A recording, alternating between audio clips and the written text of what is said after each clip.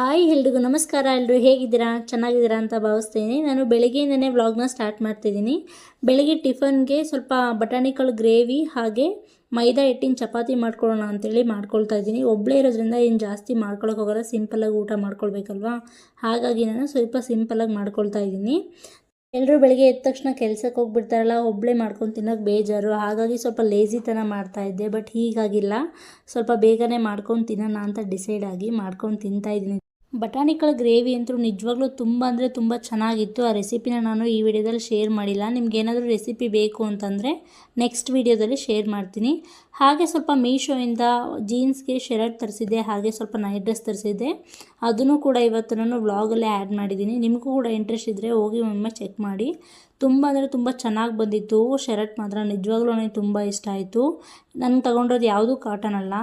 ನಾವು ಕೊಡೋ ದುಡ್ಡಿಗೆ ಬಟ್ಟೆ ವರ್ತ್ ಅಂತಲೇ ಹೇಳ್ಬೋದು, ಅಷ್ಟು ಚೆನ್ನಾಗಿ ಬಂದಿದೆ. ನಿಮಗೂ ಕೂಡ ಇಂಟ್ರೆಸ್ಟ್ ಇದ್ದರೆ ಲಾಂಗ್ ವಿಡಿಯೋದಲ್ಲಿ ಪ್ರೈಸ್ ಎಷ್ಟು ಹಾಗೆ ಯಾವ ಥರ ಬಟ್ಟೆ ಅಂತೇಳಿ ನಾನು ಲಾಂಗ್ ವಿಡಿಯೋದಲ್ಲಿ ಶೇರ್ ಮಾಡ್ಕೊಂಡಿದ್ದೀನಿ.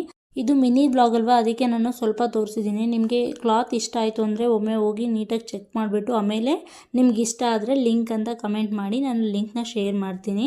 ಯಾವುದನ್ನೇ ಆಗಲಿ ಗೊತ್ತಿಲ್ಲದೆ ತೊಗೊಳ್ಬಾರ್ದಲ್ವಾ, ಹಾಗಾಗಿ ಹೇಳ್ತಿರೋದು. ಹಾಗೆ ನಾನು ನಿನ್ನೆಯಿಂದನೂ ತುಂಬ ಬೇಜಾರಾಗಿತ್ತು. ಯಾಕೆ ಅಂತ ನಾನು ಲಾಂಗ್ ವಿಡಿಯೋದಲ್ಲೂ ಕೂಡ ಶೇರ್ ಮಾಡ್ಕೊಂಡಿದ್ದೀನಿ. ನಿಜವಾಗ್ಲೂ ತುಂಬ ಅಂದರೆ ತುಂಬ ಬೇಜಾರಾಗುತ್ತೆ. ಯಾಕೆಂದರೆ ನಾವೇನಾದ್ರು ಒಂದು ಕಷ್ಟಪಟ್ಟು ಕೆಲಸ ಮಾಡ್ತೀವಿ ಅಂತಂದರೆ ಅದಕ್ಕೇನಾದ್ರು ಪ್ರಾಬ್ಲಮ್ ಆಗಿಬಿಟ್ರೆ ನಿಜವಾಗ್ಲೂ ಅದು ಹೇಳ್ಕೊಳಕ್ಕಾಗಲ್ಲ, ಅಷ್ಟೊಂದು ಬೇಜಾರಾಗುತ್ತೆ. ಹಾಗೆ ನೈಟ್ ಊಟಕ್ಕೆ ನಾನು ಅಕ್ಕಿ ರೊಟ್ಟಿ ಕೋಸಿನ ಪಲ್ಯ ಮಾಡ್ಕೊಂಡಿದ್ದೀನಿ.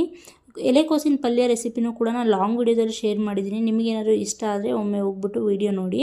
ಕೋಸಿನ ಪಲ್ಯ ಅಂತೂ ತುಂಬ ಚೆನ್ನಾಗಿ ಬಂದಿತ್ತು. ನಾನಿವತ್ತು ಹಲಸಂದೆ ಕಾಳನ್ನ ನೆನೆಸಿಟ್ಕೊಂಡು ನಾನು ಬಳಸಿ ಇವತ್ತು ಮಾಡಿರೋದು ಈ ಪಲ್ಯನ. ತುಂಬ ಅಂದರೆ ತುಂಬ ಟೇಸ್ಟಿಯಾಗಿರುತ್ತೆ. ನಿಮಗೂ ಕೂಡ ರೆಸಿಪಿ ಬೇಕು ಅಂದರೆ ಲಾಂಗ್ ವಿಡಿಯೋದಲ್ಲಿ ಹೋಗಿ ನೋಡಿ.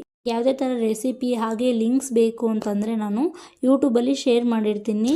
ನಿಮಗೆ ಬೇಕು ಅಂದರೆ ಶುಚಿ ಸತಿ ವ್ಲಾಗ್ಸ್ ಅಂತ ಇರುತ್ತೆ, ಯೂಟ್ಯೂಬಲ್ಲಿ ಚೆಕ್ ಮಾಡ್ಕೊಳ್ಬೋದು.